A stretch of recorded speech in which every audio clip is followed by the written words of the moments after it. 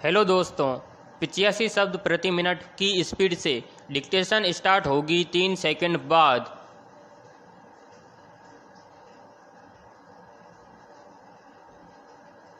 Start. इंसान की जिंदगी में आगाज के दिन ही अंजाम तय हो जाता है और इसके बीच जो कुछ घटता है शास्त्रों में उसे माया कहा गया है। विराम। माया यानी जिंदगी की परिस्थितियों वस्तुओं का एक ऐसा जादू जिसमें कि हमें लगता है यह सब हमारा है और अचानक वह हमारा नहीं रहता। विराम। जैसे किसी प्रियजन की अकस्मात मृत्यु हो जाती है, वह चला जाता है। विराम।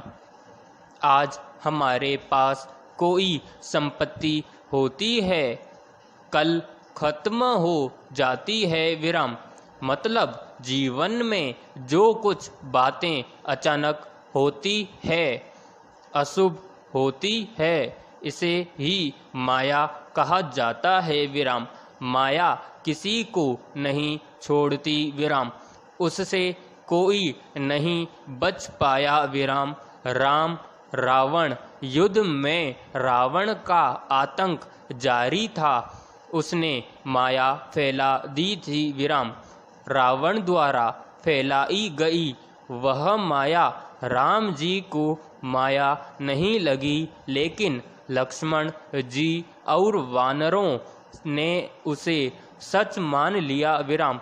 सचमुच राम में कुछ ऐसा था कि उन्हें माया प्रभावित नहीं कर सकी। विराम।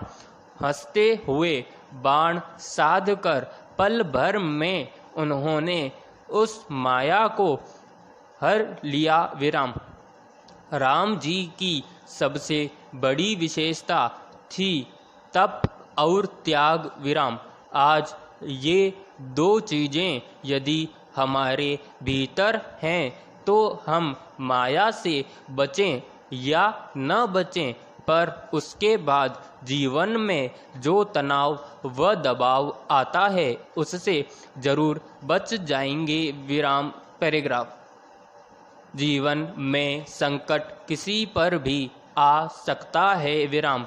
देखिएगा, जब भी कोई विपरीत परिस्थिति आती है, हम किसी दिक्कत में होते हैं, तो हमारे प्रति लोगों का व्यवहार 4 तरीके का रहता है: सहानुभूति, सलाह, सहयोग और आलोचना। विराम। हमें संकट में पड़ा देखकर कभी कभी लोग यह भी कह सकते हैं कि हमने तो पहले ही कहा था, आप ही ने ध्यान नहीं दिया। विराम। ऐसे समय में 2 बातें न छोड़ें: भगवान पर भरोसा और इंद्रियों पर नियंत्रण। विराम। संकट राम जी पर भी आया था। विराम। रावण से युद्ध के समय उन्हें पैदल देख देवताओं ने अपना रथ भेजा, जिसमें देवलोक के घोड़े जुते हुए थे। विराम। राम जी जिस रथ पर चढ़े उसके चारों घोड़े चंचल, मनोहर, अजर अमर और मन की गति के समान चलने वाले थे। विराम। इंद्रियों को घोड़े जैसा बताया गया है। विराम। यहाँ तुलसीदास जी ने इंद्रियों के लक्षण बताए हैं कि वे चंचल होती हैं, अक्षय, अमर और मन की गति से भागती है। विराम। ये पूरा दृश्य हमें बताता है कि जीवन में जब भी कोई विपरीत परिस्थिति आए, राम जी की तरह इंद्रियों पर नियंत्रण और ईश्वर के प्रति भरोसा जरूर बनाए रखें। विराम। पैराग्राफ।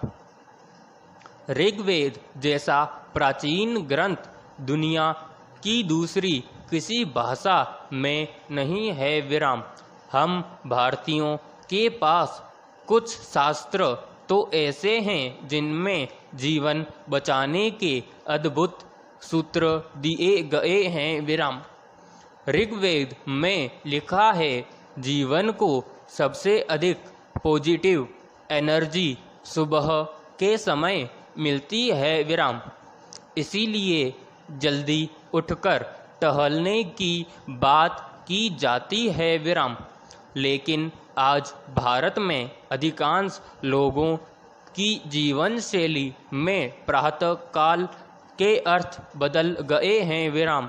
उनके लिए सुबह का मतलब है जब बिस्तर छोड़ दें विराम। सूर्योदय से उनका कोई लेना देना है नहीं विराम।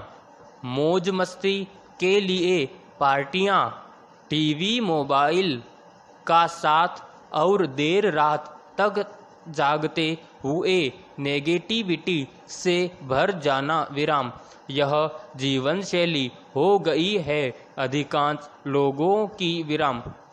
इसमें बदलाव का समय आ गया है विराम। समाप्त।